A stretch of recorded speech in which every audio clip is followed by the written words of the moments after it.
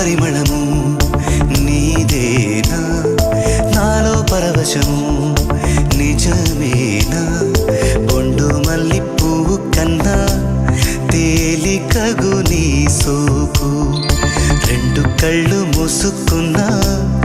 లాగు మరి నీ వైపు సొగసును చూసి పాడగాయలా